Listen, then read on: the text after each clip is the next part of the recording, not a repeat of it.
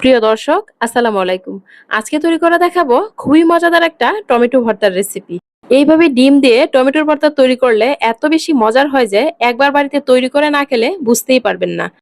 গরম গরম ভাতের সাথে টমেটোর এই ভর্তাটা থাকলে এক প্লেট ভাত কিন্তু আপনারা অনায়াসে খেয়ে নিতে পারবেন।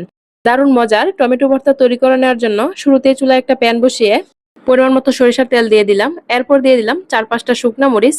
৩-৪ মিনিট শুকনা মরিচগুলোকে ভেজে নেওয়ার পর প্যানটা থেকে তুলে নিয়েছি। এই তেলের মধ্যেই কিছু রসুনের কোয়া দিয়ে দিলাম। রসুনের কোয়াগুলোকে প্রথমে একটু ভেজে নিচ্ছি। যেহেতু রসুনের কোয়া ভেজে নিতে একটু সময় লাগে এর জন্য।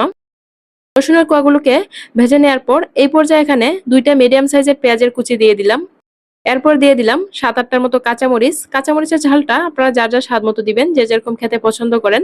চুলা আঁচটা মিডিয়াম আঁচে রেখে সবগুলোকে আবারও একসাথে নেড়েচেড়ে ভেজে নিচ্ছি। যখন পেঁয়াজ কুচিটা হালকা একটু বাদামি রঙের হয়ে গেছে তখনই সবগুলো প্যানা থেকে তুলে নিচ্ছি। সবগুলো তুলে নেওয়া হয়ে গেলে এই তেলের মধ্যেই আগে থেকে ধুয়ে কেটে রাখা টমেটোর স্লাইসগুলো দিয়ে দিলাম। আমি এখানে ৫-৬টার মতো টমেটো নিয়েছি, আপনারা আপনাদের পরিমাণ মতো নিয়ে নেবেন। এরপর টমেটোগুলোতে অল্প পরিমাণে একটু হলুদের গুঁড়া ও অল্প পরিমাণে একটু লবণ দিয়ে দিলাম। লবণ ও হলুদের গুঁড়াটা দেওয়ার পর টমেটোগুলোর সাথে একটু নেড়েচেড়ে মিশিয়ে নিচ্ছি। সবগুলো নেড়েচেড়ে মিশিয়ে নেওয়ার পর ঢাকনা দিয়ে ঢেকে চুলা আঁচটা মিডিয়াম আঁচে রেখে ৪-৫ মিনিট রান্না করে নিলাম। এরপর ঢাকনাটা তুলে নিচ্ছি। এই পর্যায়ে দেখুন টমেটো থেকে কিন্তু অনেকটা পরিমাণে পানি বের হয়েছে। এই পানিটা শুকানো পর্যন্ত টমেটোটাকে রান্না করে নিব। এখন কিন্তু আর ঢাকনা দিয়ে ঢাকবো না, যেহেতু টমেটোটা প্রায় সিদ্ধ হয়ে গেছে। আর টমেটো কিন্তু এমনিতেও সিদ্ধ হতে খুব বেশি একটা সময় লাগে না।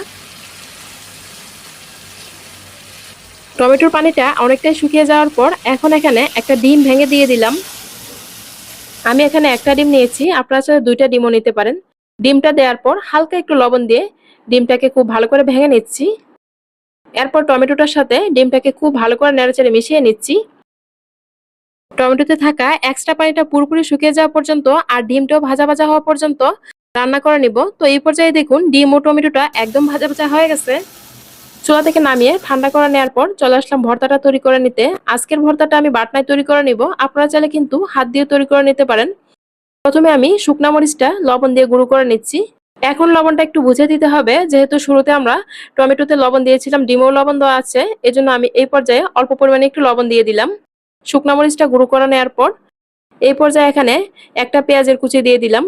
যারা ভর্তায় কাঁচা পেঁয়াজ খেতে পছন্দ করেন না, চাইলে পেঁয়াজটাকে স্কিপ করতে পারেন, তবে আমার যে কোনো ভর্তাতেই কাঁচা পেঁয়াজটা খেতে একটু বেশি ভালো লাগে। পেঁয়াজটাকেও বাটার মধ্যে একটু পিষে নিলাম। এরপর এখানে ভেজে রাখা পেঁয়াজ, রসুন ও কাঁচামরিচটা দিয়ে দিলাম। পেঁয়াজ, রসুন ও কাঁচামরিচটাকে বাটার মধ্যে খুব ভালো করে পিষে নিচ্ছি। এই ধরনের বাটনায় কিন্তু যে কোনো ধরনের ভর্তায় খুব সহজেই করে নেওয়া যায়।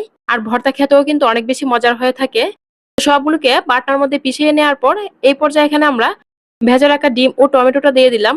ডিম ও টমেটোটা দেওয়ার পর সবগুলো আবারও একসাথে খুব ভালো করে পিষিয়ে নিচ্ছি। তো বাটনার মধ্যে সবগুলো খুব ভালো করে পিষিয়ে নেওয়ার পর এখন আমি হাত দিয়ে একটু মেখে নিচ্ছি ভর্তাটা।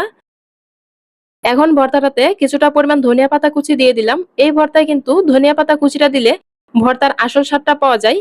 ধনিয়া পাতা কুচিটা দেওয়ার পর আবারও সবগুলো একসাথে খুব ভালো করে মেখে নিয়েছি। আর ভর্তাটা মেখে নেওয়ার আগে কিন্তু লবণটা একটু দেখে নেবেন লবণটা হয়েছে কিনা। তো ভর্তাটা তৈরি করে নেওয়ার পর একটা প্লেটে উঠিয়ে নিয়েছি। তো তৈরি করা হয়ে গেল আমার ডিম ও টমেটো দিয়ে খুবই মজাদার একটা ভর্তা। এরকম একটা ভর্তা থাকলে কিন্তু গরম গরম ভাতের সাথে আর কিছুই লাগে না। আজকের এই ডিম ও টমেটো দিয়ে ভর্তা রেসিপি কেমন লেগেছে কমেন্ট করে জানাতে ভুলবেন না। আর এরকম সহজে মজার মজার রেসিপি পেতে আমার ইউটিউব চ্যানেল সাবস্ক্রাইব করার অনুরোধ রইল। যারা ফেসবুক থেকে দেখছেন প্লিজ পেজটাতে একটা লাইক ও ফলো দিয়ে দিবেন। ভিডিওটি এখানেই শেষ করব। সবাই ভালো থাকবেন। আল্লাহ হাফেজ।